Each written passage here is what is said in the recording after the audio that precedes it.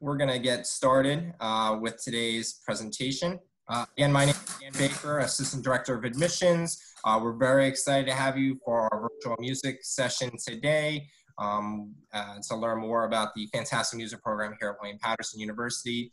Joining me from the admissions office is Tyler Schreckenstein. He is our music liaison. Hi, everybody. Thanks for joining us today.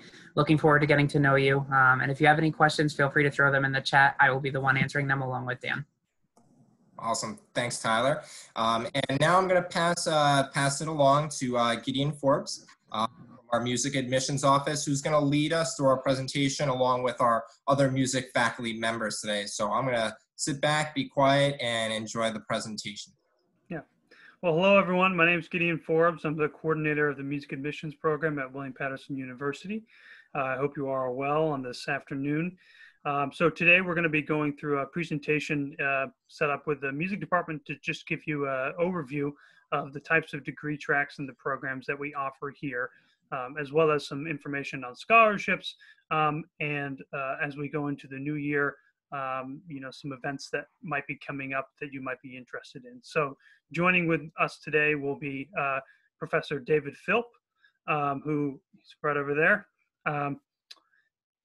former coordinator of the Popular Music Program and now the coordinator of the Music and Entertainment Industries Program. We have Dr. Carol Farrison Campbell, who is the coordinator of the Music Education Program here at William Paterson University. Hello, everyone. Glad to see you. And we have Dr. David Kersner, who's the coordinator of the Sound Engineering Arts Program here at Greetings, everyone. Nice to have you. And we are lucky to have, I'm going to introduce the chair of the music department, Dr. Tim Newman, who is just going to give a brief introduction to you all and say hello. And he's got probably 400 meetings to go to. But Dr. Tim Newman, chair of the music department at William Paterson. Hello, thank you, Gideon. Thank you, Dan and Tyler.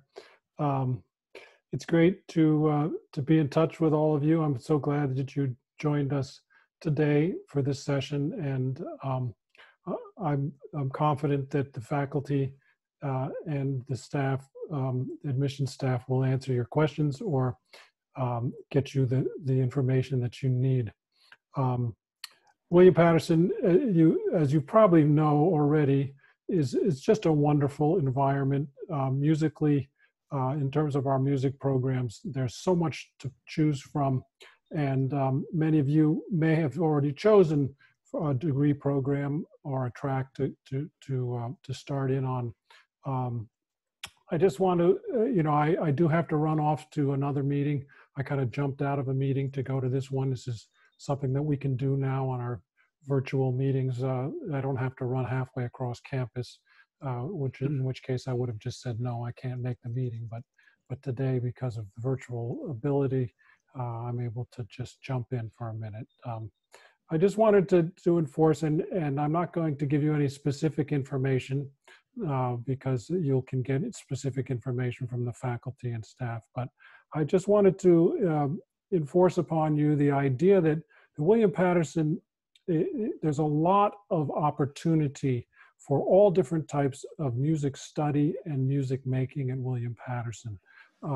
And you're not necessarily confined to one particular way. Even if you're a sound engineering arts major, of course, you have to be a classical or jazz performer. But then there are also other things that are open to you as well. Many, many different ensembles open to you. And you can minor in digital music creation. If you're an SEA major, you probably wouldn't want to do that. But say if you're a classical pianist and you wanted to minor in digital music creation, you could do that. There's a lot of movement, especially within the first year and a half you're in school. Many people come in, they don't know exactly what they want to do. Maybe some of you are music studies majors or pop music majors. Many people do move between programs within the first year and a half. It's easier to do that. So maybe you don't know exactly, what you want to do in music yet, or maybe you have many talents and you can do things on you can play Beethoven, but you can also record and produce hip hop or something contemporary. Many of our students are like that, and our school and our programs support that sort of diversity. So if you may be coming into the school with some idea of what you want to do, but it may not be totally focused, then you may wait, your first couple of years getting that into focus, and then decide where you want to be in the BA program, in the Bachelor of Music program, or with many of the different tracks that we have. So I just wanted to kind of explain that to you all, and welcome you. I know that you will have a great experience at William Paterson, and you will find your way there into the world as a musician, and I wish you all the best, and help you get all the information that you need, as I said, from our faculty and staff. So thank you, Gideon. I'll turn it back to Gideon Forbes, and I'm just going to jump out of the meeting at this point. Thank you, Dr. Newman. Thank you. Good luck with your other meetings. Thank so you. What I'm going to do is I'm going to be my screen is going to be holding the slideshow presentation that we're going to be having. So if you would like to follow along in the Zoom app, you should be able to pin my video. If you go to my section of the screen, there's 3 dots, and you tap on it, you can say pin video, and it'll put it in the center of your screen. And that way you can follow along with the presentation that we're going to be giving. And I know that there's a mix of students coming in today, some people who are prospective students, and some people who have already been admitted and figuring out if they want to come, and then students who have deposited. So we hope to be able to answer any of the questions that you have for you today. So we're going to be sort of tag teaming the presentation, but I will be starting it out. So William Paterson University, we've already been making the introductions as we have been. We are certain things that we consider ourselves to be fortunate to be able to do. We have individualized programs specific to your needs and your professional degree tracks, whether it's sound engineering arts, whether it's music and entertainment industries, popular music, performance, music education. We try to make sure that we make it fit for you, as Dr. Newman said, and make sure that all your talents and your abilities can be honed while as school here. So we're an institution that has very small classes that are specialized for your degree track. We offer private instruction for all the bachelor's of music degrees and some lessons for the BA Music Studies degree as well. We have world-renowned faculty that come in not only from New Jersey, but also from New York and from the greater metropolitan area. And we are fortunate to be in a space that houses, one of the largest music scenes in the world, if not in the United States as well. So something that we pride ourselves in. We're very affordable. We are a state university, and with a conservatory level training that we offer students, it's an incredibly valuable option that we offer people to be able to come here. And we do pride ourselves with all of our degree tracks to be able to finish in 4 years, whether it's sound engineering arts, popular music, music studies, music education. If you want to change your degree, your 3rd year, then it might not be as easy, but we do offer, as Dr. Newman said, flexibility within the first year and a half or so to be able to switch around to degrees that you feel that you would be most comfortable with and to be able to finish on time. We do offer scholarships, whether it be trustee scholarships through the undergraduate admissions office or we offer talent scholarships for people who come and audition, such as many of yourselves and anybody who would be coming to one of our live auditions or auditioning through online. And like I mentioned a little bit earlier, location is really huge for us. We are a 250-acre campus on top of a hill in sort of halfway between Passaic and Bergen County in northern New Jersey, but we're also close to New York City. It's about 35, 45-minute drive away. It's very easy to get to, whether it's through bus that they have on campus, but also through cars and other transportation. So again, what Dr. Newman had sort of talked about is that what we try to offer here is that no matter what your interests are, you are able to hone your crafts as an instrumentalist, but also in a professional degree. So as you can tell, these are just some of the areas of expertise and some of the things that we focus on here at William Paterson. So if you're a classical musician, for instance, you can tell that you can take lessons in composition. You can do education as a music education major. You can use technology, whether it's sound engineering technology, audio production. You can work on new music with some of our new music ensembles, performance through the individual ensembles that we have. We have private music instruction as well, entrepreneurship and music business. So all of these things can be attained as a classical major here, whether it's through one of our BM degree tracks or through one of, so it's one of our BM degree tracks as a classical major. The same applies to the jazz department. So we offer, essentially, the BM degree tracks are split into either a classical or a jazz track, which is what you would be taking lessons on and performing in ensembles.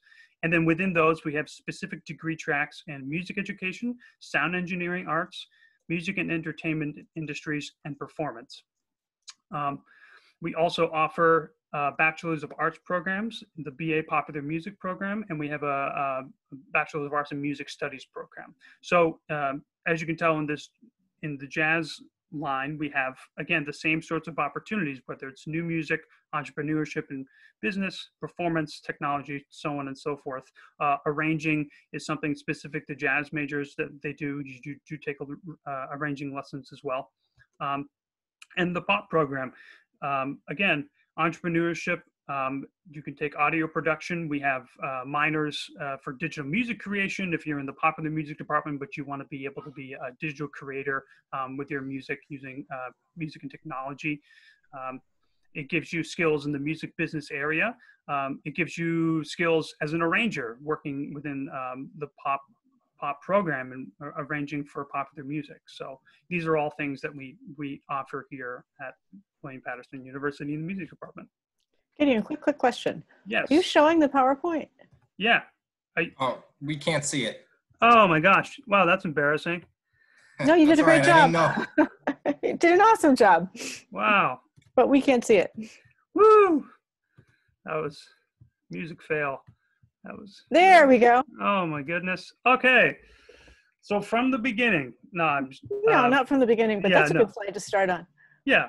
So what I was basically going over was this small diagram that we have. So we have in the classical department, there are all these different tracks that you can use. There's the jazz department that you can use the different tracks. And then the popular department. So these are just sort of, you can see where you can have so many different intersections of your interests, whether it's jazz, classical, or popular music, in a wide range of things such as composition, arranging, technology, etc. So like I briefly said before, these are the Bachelor of Music programs on the left that we offer. Professional degree tracks trying to get you prepared for a music education degree to teach at a K through 12 certification level in the state of New Jersey. Being in the music and entertainment industry, being a classical performer, jazz studies, being a jazz performer, or being in the sound engineering arts world, whether it's live sound, studio musicians, so on and so forth.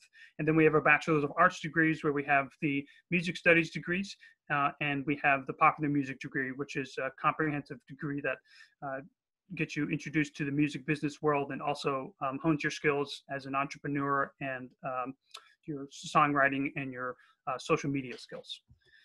So without further ado, I'm going to turn it over to Dr. Carol Friesen-Campbell, who's the coordinator of the music education department, for talking about the music education program here.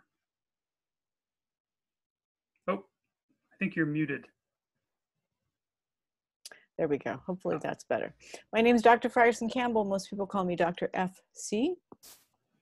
and I coordinate the music education program, which prepares you for success as a music educator based on coursework and then field experiences and internships in local schools. It is a Bachelor of Music, which means it's a degree based on music performance, either in the area of jazz or classical music. And the performance opportunities are basically the same for music education majors as they are for performance majors. So you will have private lessons as part of your studies. You will have the opportunity to participate, actually requirement to participate in large ensembles as well as chamber groups. Slide. So our graduates are employed in schools throughout New Jersey. As a matter of fact, Jay Lynn, who you see there, is now teaching in Passaic City. We've had really exceptional job placement and success even during this rather tricky time in general music, choral music, instrumental music, really all the way kindergarten through college. Doesn't usually happen immediately after, doesn't ever happen that I know of immediately after undergraduate, but certainly after master's study or sometimes doctoral study. And we do have students that go straight into those things. Let's see what's on the next slide. Let's go back to music ed, and I'll just give a few more details real quick. So our degree is a 4-year degree. It's very possible to do the degree in 4 years. By far, the majority of students do it in 4 years.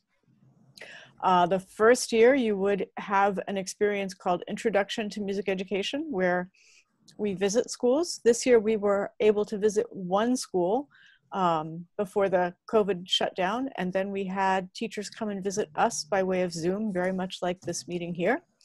And in that course, you sort of just get a little taste of what's involved in being a music major. End of the second year is the performance proficiency exam. So there aren't any specialized music education courses in the second year. That's a year that you spend really getting your performance chops and also your GPA, making sure that those are all in place. You begin the formal professional education sequence in your third year, and the second semester of that year, you have a 1-day-a-week placement in a school.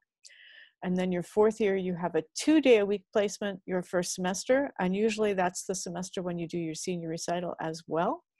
And your final semester, we call it clinical practice 2, but everybody else calls it student teaching, and you're in a school full-time with a teacher.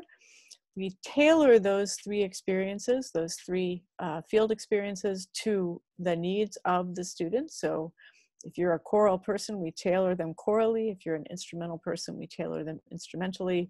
We have a large number of really excellent placements where we're able to place our students. So that's a little bit about the music education program.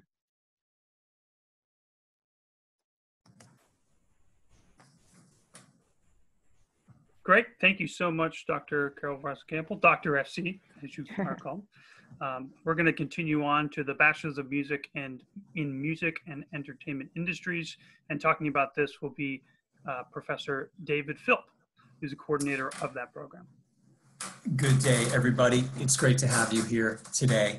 And the BM Music and Entertainment Industries program, as it states, it's a Bachelor of Music program. You audition to get in. The purpose of the program is sort of twofold. It's to make you a good musician, if that's something that really interests you. We have 2 tracks. There's classical and there's also jazz.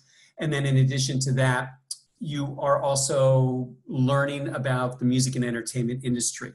You may come in and say, I want to work for a record label, or I want to be an artist manager. And what we do in this 4-year program is give you access and give you experience in all different areas of the music and entertainment industry so that you can, as you go, really decide and narrow down what interests you.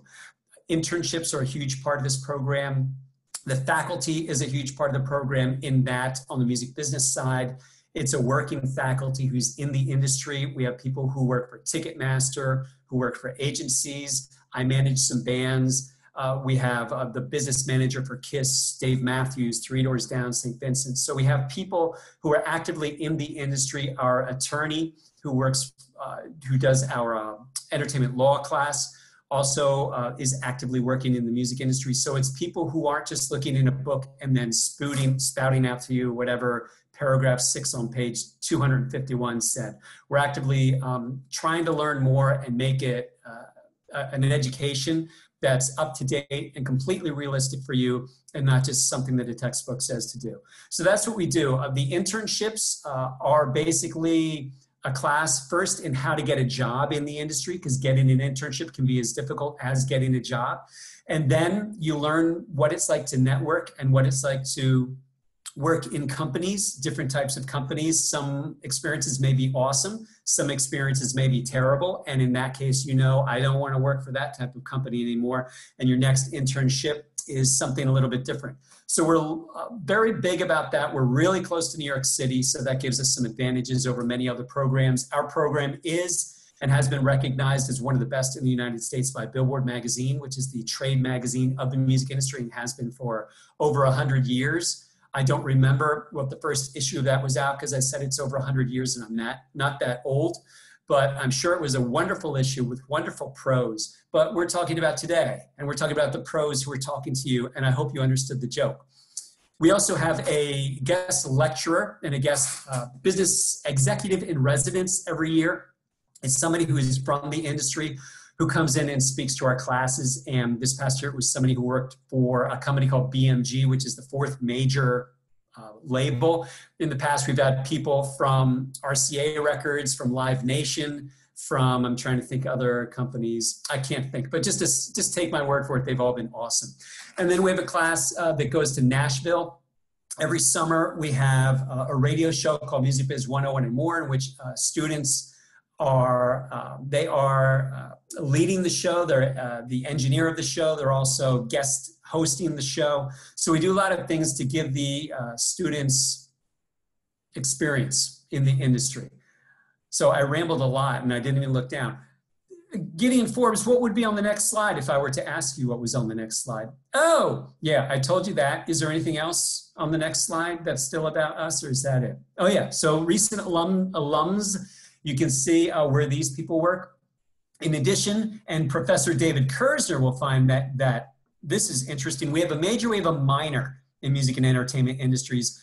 Our minor has a number of pop majors who have been minors in this as well. And so they take an abbreviated version of the BM degree.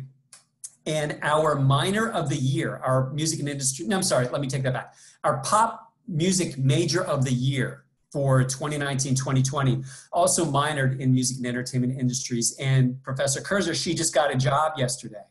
And she's going to work, she's going to work for an industry, a company in the music industry called the Harry Fox Agency, which is actually a really big deal in the industry. And she begins on June 15th, but she just got that job and she just graduated a week ago. So that's a really cool thing. So our pop majors, which we'll get into, a lot of them minor in digital music production or music and entertainment industries, and they go on and they get positions in the industry. So I hope I covered lots of wonderful, exciting things. And I hope you realize how wonderful and exciting I am. And look, more people who are alumni, which is plural of alumnus. And there's no alumnus without us, which is you and me and all of us together. I'm riffing at this point. There we go. Great. Thank you so much. Okay. So the next Bachelor's of Music program that we're just going to discuss is the Classical Performance program. So this is for students who aspire to be essentially classical performers. They, like we said, these are professional degree tracks. So the idea for these is to be able to focus and have an intense and enriching experience in chamber music, large ensembles, and in your private lessons to be able to prepare you to be a classical performer. So these, like all the Bachelor's of Music programs, they offer lessons that are one-on-one, hour-long sessions with any of our distinguished faculty that we have.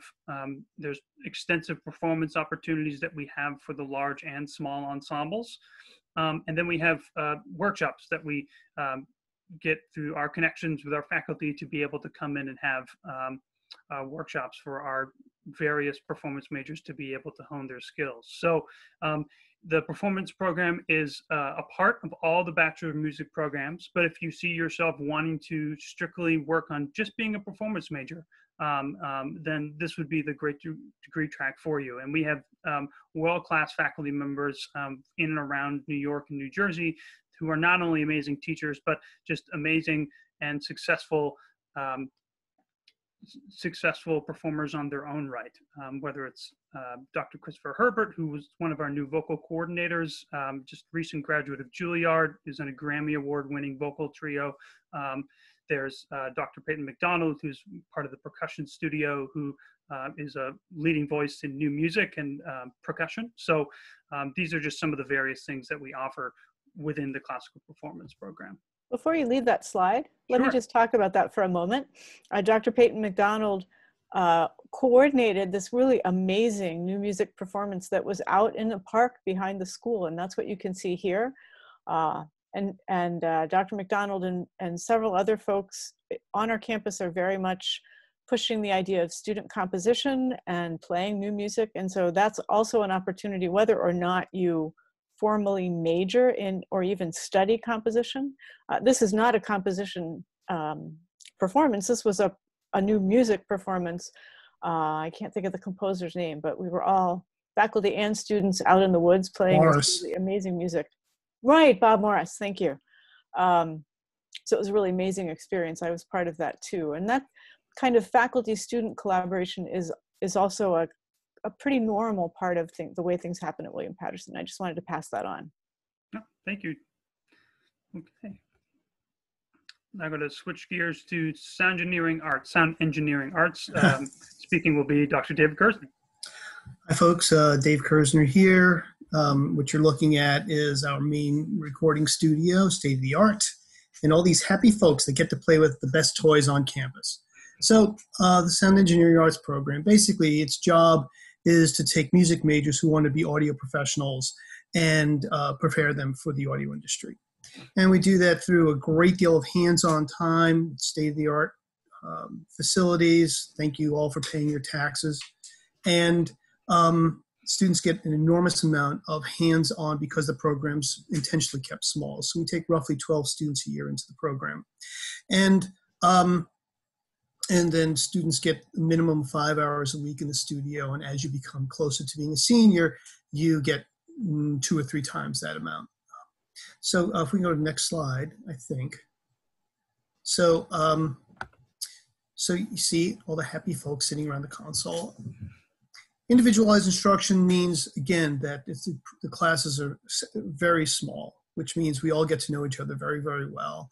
And at some point, the student will come in and say it's time for an internship, and I will know that student pretty well because I spent a great deal of time with them.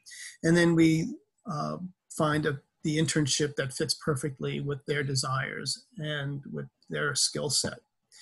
Folks coming out of this program do an enormous range of things. Everything that has a sound needs an audio engineer. So it's everything from the typical music production side of the industry to audio post-production, which is that's all of taking sound and marrying it to moving image. So that's, of course, become a huge field in terms of social media content. And so we have students doing that sort of work, and we have classes in that as well. And so we have students that have become mastering engineers. We have students that have become a part of broadcast world, whether it's sports or whether it's broadcast TV and a variety of. In fact, we just Skyped with one of our former students who's the assistant audio person on Good Morning America, and she also goes and does live recording at Bonnaroo and a lot of other festivals. Anyway, so there's a lot of different types of jobs in the industry. And so to get into this program, you do have to pass either a classical or a jazz audition. Next slide, please. So this is where I get to brag about students that have gone on to do amazing things and have been graduates of the program. And in fact, we just Skyped recently with Vince, who, as you see, has done enormous amounts of things. Again, he's doing a lot of this work at home now, which is kind of interesting. Anyway, so yeah, Game of Thrones. In fact, his facility wouldn't allow us to actually have any interns because the HBO people didn't want anybody stealing any Game of Thrones ideas and throwing them onto the internet. So anyway, that's the nature of the program. After 4 years, In this program, you're able to run recording sessions. You have a great deal of knowledge of what's happening underneath the hood. And you've also been coached as to how to move forward in your career. So everything from an entrepreneurial course to all the adjuncts that you would be, all the instructors that you'd be studying with do this for a living, just like in all the other programs. So if you're interested in live sound, we have a live sound company on campus. If you're interested in getting even more studio time, what you can do is sign up for the internal internship, and you act as the staff engineer for the studios. So by the end, you're perfectly comfortable with all that gear that looks intimidating initially, and you're, oh, I got this. So, Dave, could you talk about what we have, what the studio is like on campus? It's beautiful. Anything more specific? Okay, so we have. We don't have a photo or anything like that. No, if you. We could go back to the one a couple Sure. slides ago. Yeah, although this is an older picture, this is the previous console, but that's the new console, and that's a state-of-the-art SSL, $250,000 analog console that controls Pro Tools. Each of the 3 rooms have 24 I/O Pro Tools. We're going to geek out here for a minute, and a large closet full of a variety of microphones. And it's a fully professional situation. Students really have to, through their work in their lab time, they become proficient and comfortable running sessions on all this equipment. So it's a combination of analog gear. In the other slide, you saw a 2-inch analog machine. We're still cutting tape. So at least you can say you did that once as an audio professional. And so if you can go ahead one slide. Sure. Thank you. Yeah, that thing with all the meters on the right-hand side, that's an analog 2-inch machine that is fully functional and something we use on a regular basis.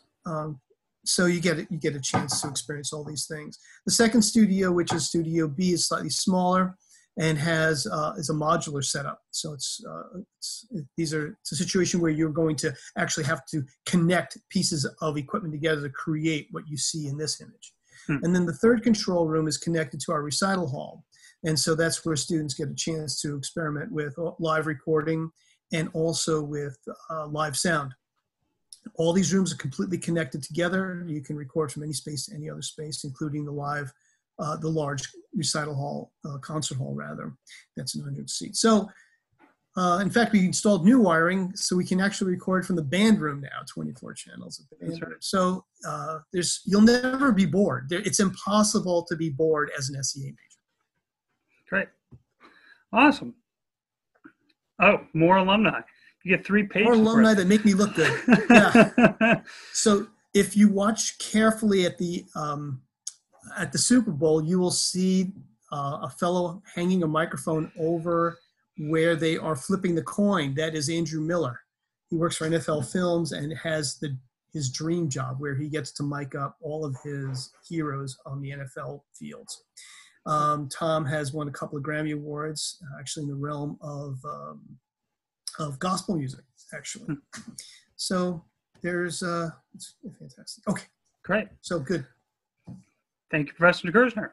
Pleasure. So we have one of the premier programs we have here within the Bachelor's of Music is the Jazz Studies degree, which this is a program that I'm fortunate enough to actually have graduated from as a master's student. I was in the arranging track, but we do have one of the renowned jazz studies program for undergraduate majors. So similar or identical to the classical department, you can major as a performance major, music education, sound engineering arts, or music and entertainment industries. It's a 4-year program set up like any of our other ones that is focused on small group improvisation and performing settings. So it's in that sense, it makes itself unique compared to other schools such as UNT, University of North Texas, which is, there's like 20 big bands and a ton of different students. It's a purposely small department that makes it so that you are able to hone your skills as an improviser within a small group setting. So We offer private instruction with world famous jazz departments here, people such as Jeremy Pelt, Kevin Hayes, Bill Charlap, who is the director here, is one of the premier pianists playing today. There's various performance opportunities that the jazz majors get to do, whether it's opening up for our Jazz Room series on Sundays throughout the year. We try to have a yearly performance over at Dizzy's Club at the Lincoln Center up in New York City, as well as midday recitals, concert series, and so on and so forth.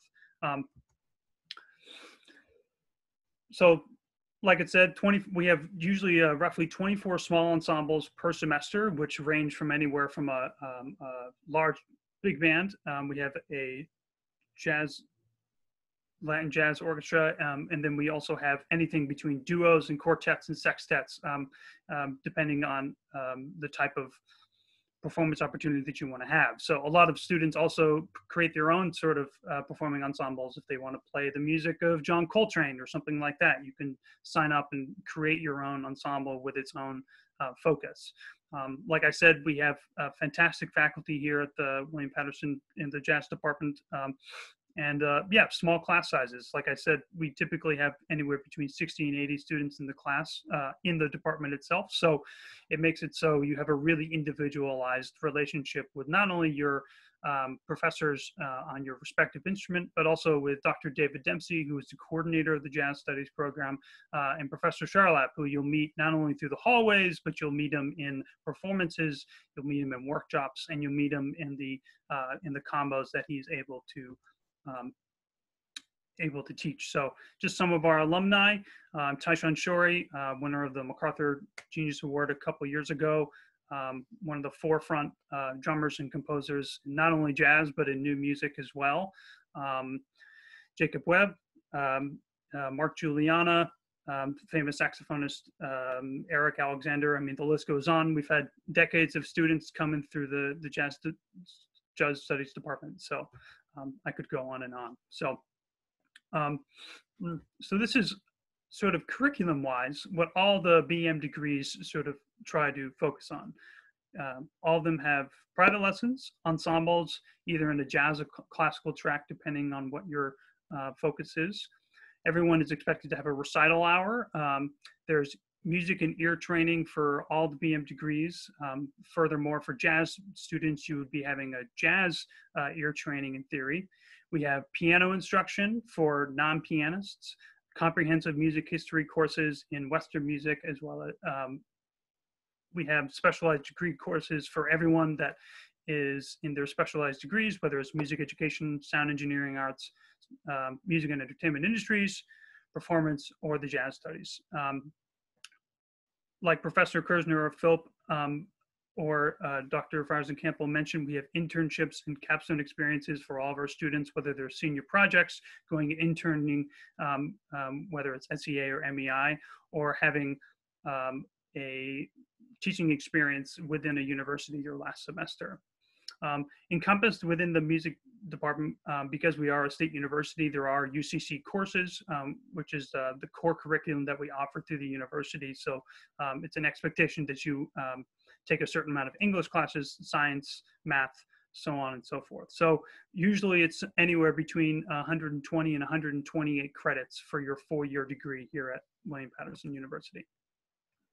On top of the Bachelor's of Music of Arts degree programs, we have Bachelor's of Arts programs. So these are liberal studies degrees that are mostly coursework based, that are designed to give you well, it depends on the one. So for music studies, it's a comprehensive music education that gives you music theory, music history, piano, and some lessons to be able to hone your musical skills. And then we have the popular music department, which is a, no pun intended, really popular major here on campus. So working with contemporary popular music, as it says, lends you through songwriting, music industry, and using social media as a performer and a writer. So I'll let Professor Philp talk about the BA Popular Music program. Hi guys, it's great to be back. So for the pop music program, as well as the traditional Bachelor of BA in Musical Studies, you audition for both of these. It's a different audition from the audition for the Bachelor of Music program. It is not as rigorous, yet you do still need to audition for the program. And I just wanted to throw out there before I talk more about the POP program, all of these programs are taught by our faculty, and our faculty are also the ones who advise each and every one of you. So if you're a student here, you're not advised by somebody in a different department or a different part of the school who is not really familiar with these degree programs. We are all of us on this call, people who advise you and help you and do get to know you. So each one of you is different. You're all individuals, and over the 4 years, we get to know you and what your interests are and where you want to go in your life. And so by us advising you, we can help you, especially with the BA programs, because there's a lot of flexibility with those programs. And there are a number of electives that you can take in them. And a lot of people for both of the BA programs, they minor in something else. To graduate William Paterson, you need 120 credits. And both of these programs are less than 120 credits. So you do need to take a bunch of other classes in order to graduate the school. So that's why a lot of people minor in something. So for the BA Popular Music program specifically, a lot of people will minor, as I mentioned before, in the Music and Entertainment Industries program, or they'll mention minor in media production, digital music creation, a number of other things. We have lots of different minors in class. Some people minor in things that have nothing to do with music, and that's great. That's okay. So, but we as advisors help you figure that out and then lead you and then help you take the classes in the right order so that you can graduate. As Dr. FC mentioned earlier, we want to get you out in the 4 years so you don't take on loads and loads and loads of debt, and you can continue living your life and be a great success, more successful than us. So with the BA POP program, the classes are similar to what some of the other people are taking. You're taking Music Theory 1 and 2, Ear Training 1 and 2, Piano 1 and 2. You're also taking a bunch of other classes that have to do with Songwriting 1. There's electives like Social Media 1, Audio Production. There is Art of the Producer. There's Lyric Writing. So there are a number of classes that are available to you. And in the POP program, you can choose, do I want to go toward the more creative side, which is where you would minor probably in digital music production, and you would take, again, Songwriting 2, or the lyric writing, or you might want to go more on the business side. And that's when I mentioned Taylor Turner, who was our top POP student for this past academic year. She was a music business minor, and she just got a job in the music industry a week after graduation. So you have choices of where you want to go, and like I said, we work with you. A question had been put in the chat earlier about internships. At the end of the POP program, you have an opportunity to choose, do I want to do a capstone class, which is a 3-credit class that sort of ties in everything you've done over the last 3.5 years, and some people will make an album and they'll record it in our studio, and you saw pictures of the studio. Some people will put on a big show, a fundraising show, and they will actually produce the show, perform in the show, market the show, put social media around the show. So there's that whole sort of capstone. So those are capstone projects that they may do. Others may decide to do an internship. And by that point, they may have decided to do multiple internships. And the main POP internship is a 3-credit class that they would do. And that would be basically 120 credit hours in which they are wherever they are that interests them within the music and entertainment industry. So those are some things sort of the capstone of the program. And in between, you're taking our UCC, University Core Curriculum classes. There, I don't remember. Gideon, do you know how many total credits those are? No, I don't. It would depend on the major. Let's say it's, Dave, do you know? 40, 50, something? Oh, sorry. I was distracted. What was the That's question? my fault. The UCC, how many credits is UCC's? Approximately 40. 40? Okay, so 40 UCC credits. Then you're taking the POP core, and then you're taking electives and your minor. So hopefully you guys can sort of see, as I do this, my visual is helping you know exactly where you're going to go. So the POP program, by the way, final thing, it's an academic program. It is not like the BM program in that it is not specifically a performance program. There are performance opportunities, we have something called Recital Hour. Every semester, pop students get to perform at a recital hour. We have groups that students can put together and get credit for and participate in and perform in during recital hours and other opportunities. We have a Pop Songwriters Guild, which is a student-run group that puts together open mic opportunities. They also put together in the fall semester a showcase for freshmen and sophomores, and then in the spring semester, a showcase for juniors and seniors. The junior senior showcase is on our big stage in the Big Shea Auditorium, which has light show and full sound and full band. It's really something very cool. So we do have performance opportunities in that track, although you are not getting lessons the way you're getting one-on-one lessons with the BM. So I want to make sure that that is clear to you, that you're not coming in thinking that you're going to, if you're a guitarist or if you're a drummer, that you're going to be getting one-on-one lessons every week. That is not part of this program, but part of the program is meeting other students and getting the opportunity to play with them, because we do have practice rooms, we do have equipment and facilities to help you in that regard. And a big part of this program and all of our programs is the networking that you're doing, you're meeting people from. And a great thing that Dave Kersner has always said is, this is one place where you can go, where you can meet people who know jazz, people who know classical, people who know pop. It's a melting pot of all these different genres of music that you can just spring off of and do great things. So it's really, really cool in that respect. And it's a great community of 200, 250 students, which may seem like a lot or might not be, but it's small enough where everybody really gets to know each other, including faculty with students. So that's a really great part of it as well. I have nothing more to say, absolutely nothing more to say about this unless you ask me, then I have more. But at the moment, that's it, boom. Okay, great. Grad, yes. Grads. Yes, they do. Yes. Talked about that. We talked about that. Yeah. Minors in music.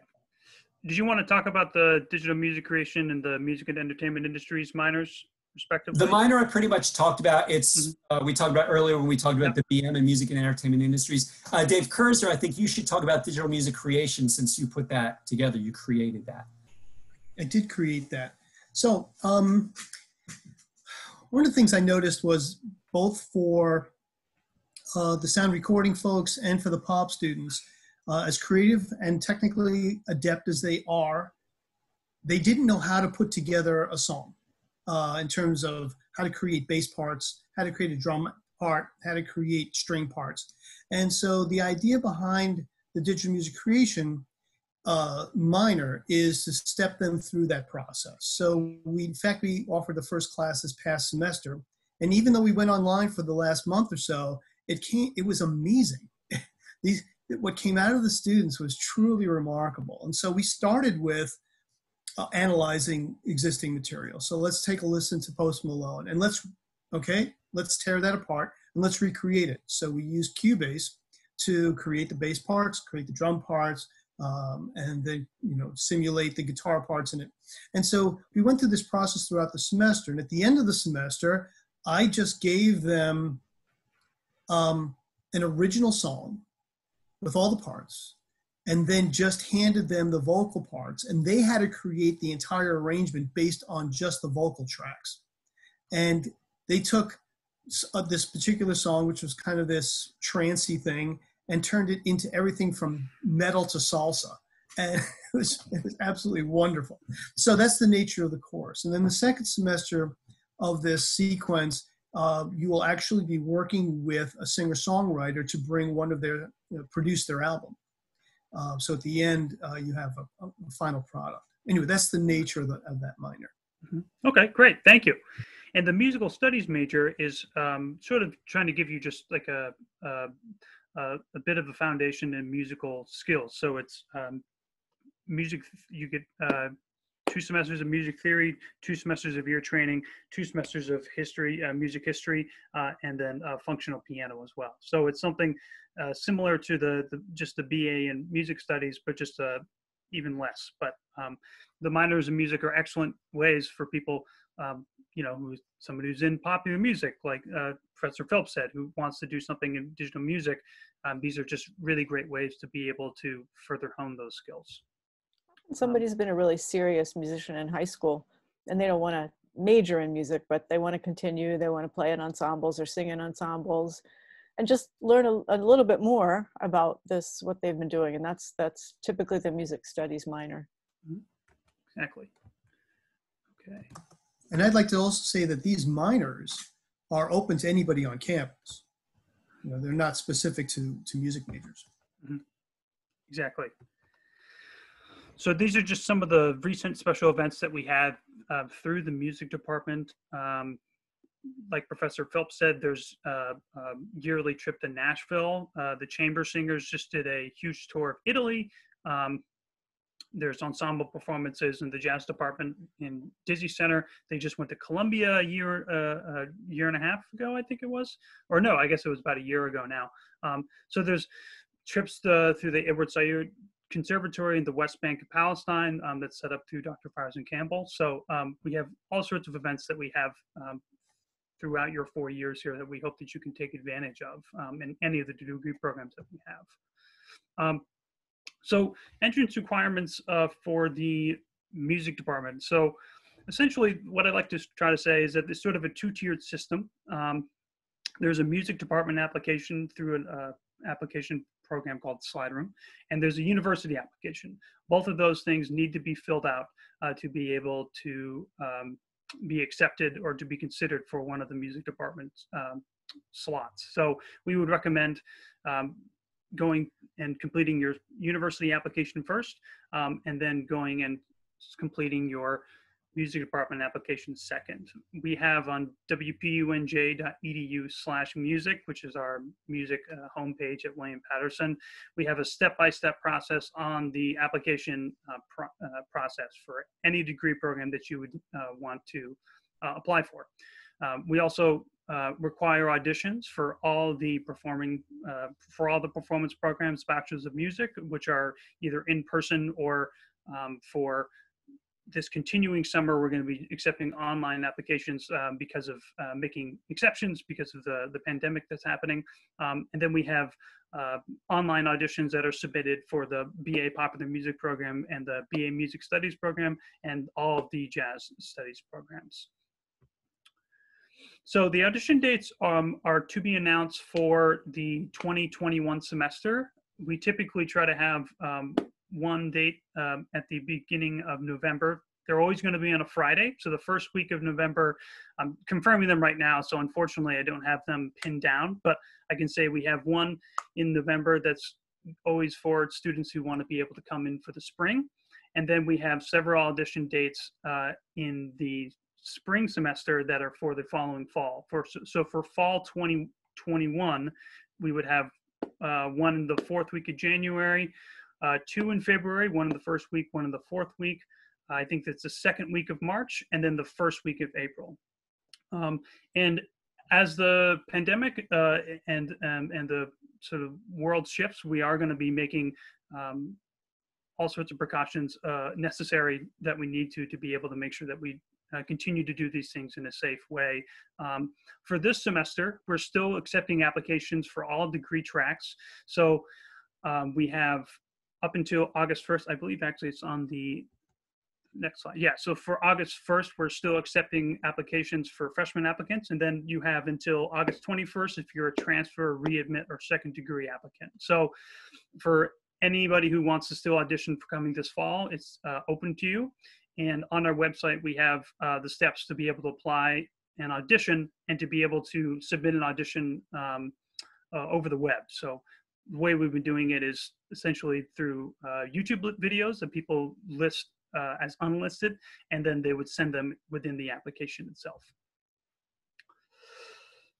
Again, this is sort of going over the same audition requirements that we have. So there are specific audition requirements for every instrument in the classical music department, and then in the jazz department, they have their own specifics. Popular music and music studies as well have their own specific ones. So I would just urge you to go to the website wpunj.edu/music if you want to be able to look at the specifics for that. I think I just said specifics about 400 times in 30 seconds. So that's good. Scholarships. So Tyler and Dan, did you guys want to talk about the scholarships that we have through the undergraduate admissions department? Might be better coming from you. If not, that's fine too. Are they? Sure. Okay. Yeah, no, I can touch on it. So through the admissions office, we do offer merit-based scholarships. For my first-time freshman students, the range actually is from $4,000 all the way up to $9,000. With our transfer students, it is a little bit different. We have a couple different matrices in order to qualify this year. The first one is a minimum of a 3.0 GPA with an 1130 SAT or 23 ACT. With that, you'd be getting about $4,000 per year. And then the higher your GPA and test score go, you're eligible to receive all the way up to $9,000 per year. The second matrix we have is a minimum of a 3.5 GPA and a 1070 SAT or 21 ACT. With that, you'd be getting about $5,000 in scholarship. And then, as I mentioned, higher GPA, higher test score, more money. The university does offer a honors college as well too. Gideon, do you have a slide about honors? Yes, we do. Okay.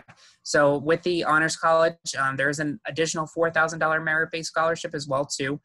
This year, the average accepted student into the honors college had about a 3.48 GPA, I believe, and about a 1240 on the SAT, 2425 on the ACT.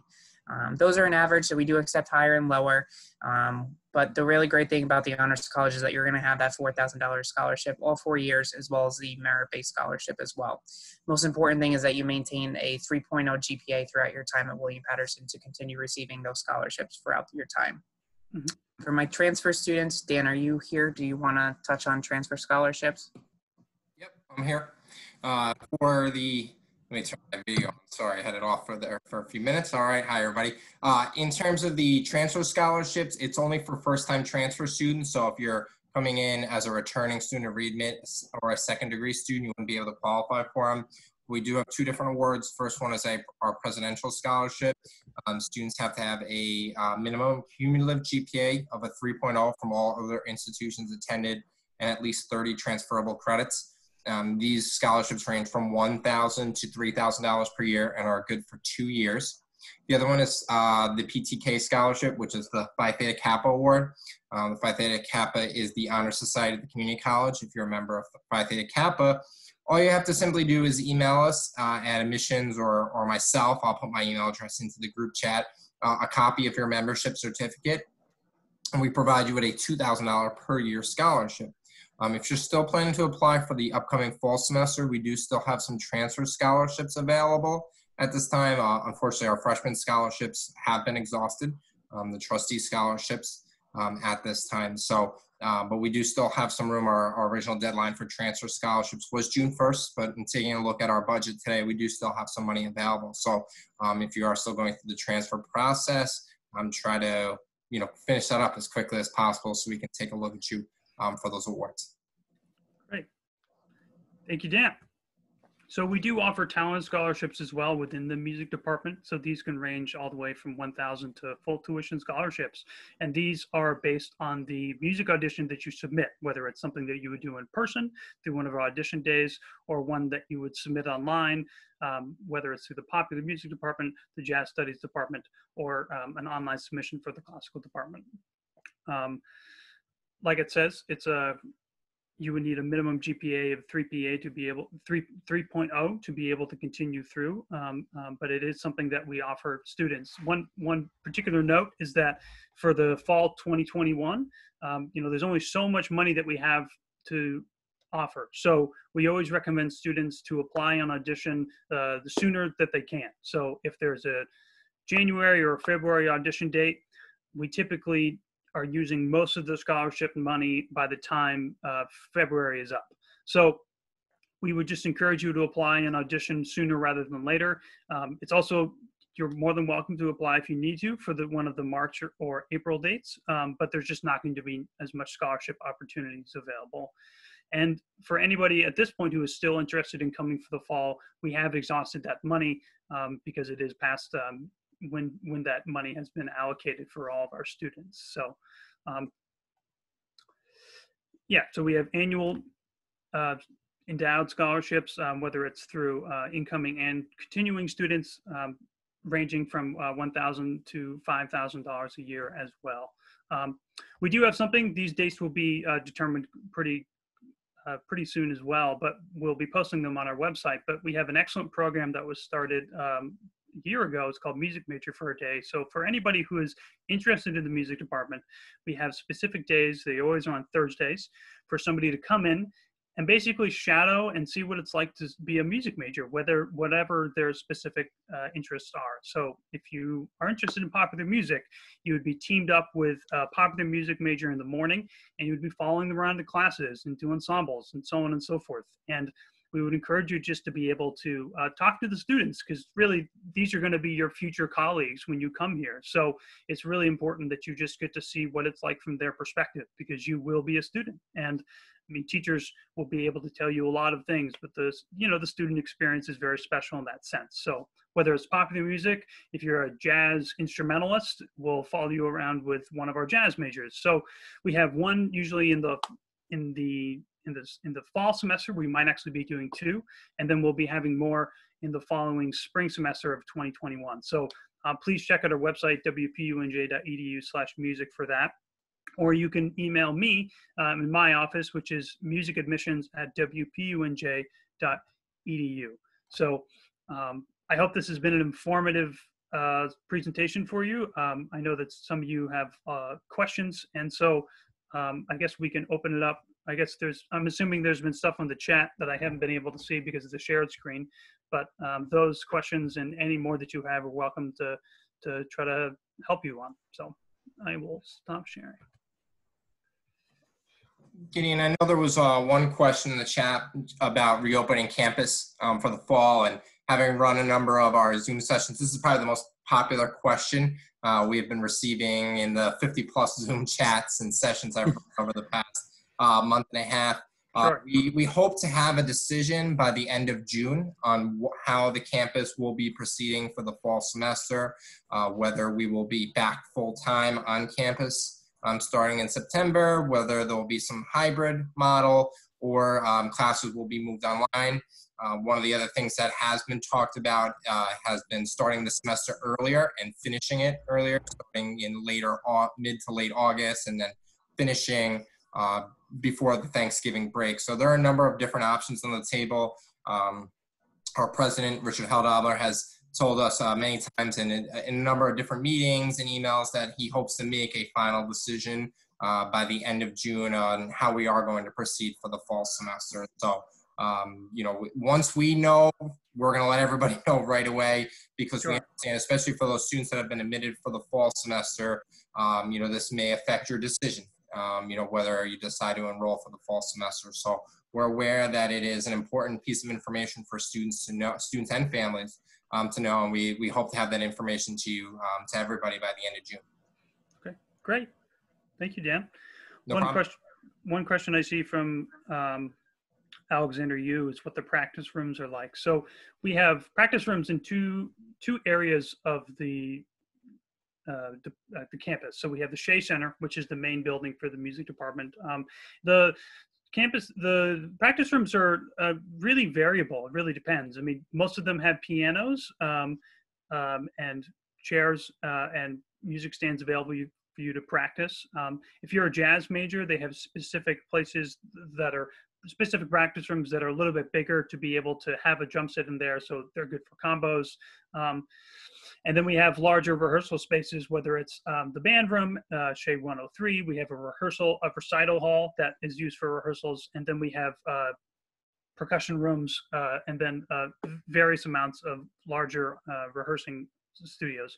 We also have very close to Shea, there's Gade Hall, which has its own set of Wanger practice rooms, which are easy to get to, and as a music student, you have access to those practice rooms as well. So it really, there's a wide range of things. One thing that, when I was a student here, that I think I really appreciated was that the students, there's no sign out needed to be able to take a practice room. You're welcome to take one if it's free. So in the middle of the day is when it's most crazy and intense in the music building. So it's a little bit more challenging to find a practice space because so many people are practicing. But there is, in the mornings and at night, things really open up. So there's almost never problems for people to be able to find a practice room to be able to do it. So let me respond to a couple of the questions. Again, I'm Dr. Paterson Campbell, or Dr. FC. Jess, I appreciate your enthusiasm. She asked earlier if there was a pep or marching band. We do have a pep band that's very active, particularly during basketball season, and our basketball teams have done very well. So often they travel with the team.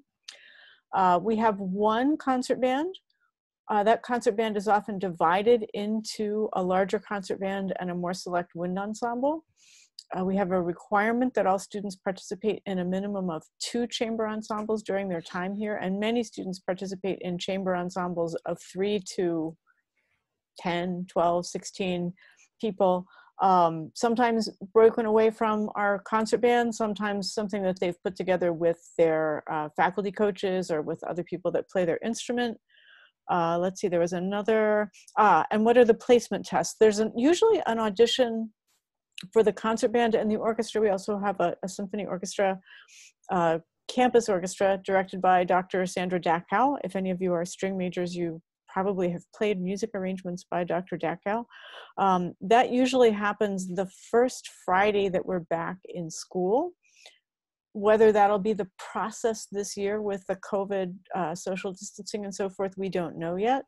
I like to remind students, new students and existing students, of Dr. Dave Dempsey, who runs our jazz program, keeps reminding the faculty, because believe me, we're just as impatient and concerned and confused as you are, that this all came about in 6 or 7 weeks. And we have most of June and July and August. So we have still another 9, 10, 11 weeks before we absolutely have to know these answers. We're all working like crazy to learn them, but things can happen really quickly and have happened really quickly. So we will have something in place, and it will be something that works, but we don't yet know what that is. Mm-hmm. Let's see, is that all of the instrumental classical questions? I think so. Feel free to either raise your hand or just put another question in the chat if you have additional questions. I do see one from Richard LaRoche. Jazz, you're right. Yeah, jazz musicians are allowed to participate in classical ensembles. In fact, it's actually quite common. So whether it's in one of the chamber or the choir groups that we have, or concert band, or the orchestra that we have. So it's very common for jazz musicians to participate in the classical ensembles.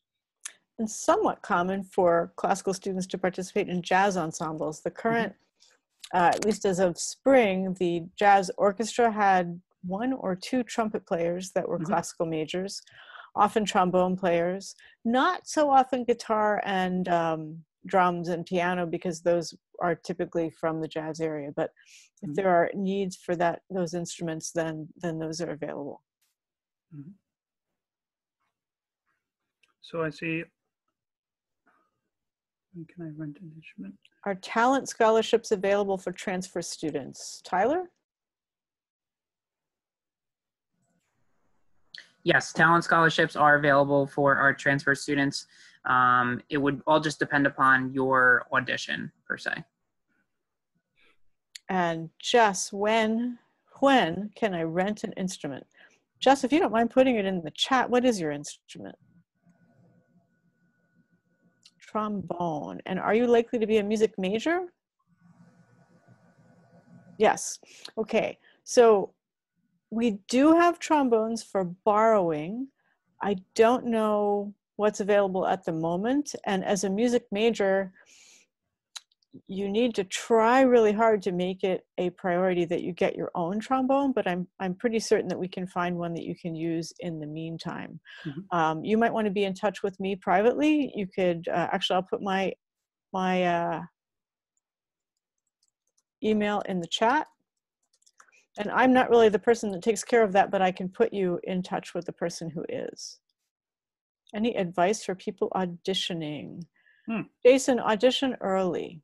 That's the advice. Unless you're planning to audition for, I got a note yesterday, I guess Gideon and I both did, from somebody who was planning to audition, then COVID happened and auditions changed and they didn't know what to do. And is it too late to audition for fall? No, it's not too late to audition for fall. Unfortunately, it is too late to receive scholarships for fall, but it's not too late to audition for fall. If you're planning on auditioning for the next year, the earlier you can audition and feel like you're doing a good job, the more likely you are to get good scholarships, good placements, and so forth. Real quick, Carol, going off of that. So the undergraduate admissions application will open up sometime in September. So we definitely recommend applying and getting that application taken care of as soon as possible, as soon as it does open. And then you'll go in and complete your slide room application. And then as Gideon mentioned, typically our first round of auditions will be in February for the fall semester. So definitely look into either late January or early February. Building on what Professor Kersner said, find a teacher or coach to help you prepare. If you don't have one and can't have one, contact us. Contact Gideon, contact me. We may be able to help you find somebody who can at least give you a lesson to start. Go to YouTube, find people that do what you do. Listen to a couple of recordings and figure out what the standard literature is in your area. Coming in with some idea of, preferably with a teacher or coach, but if you just can't do that, and for online auditions, make sure you submit everything it says.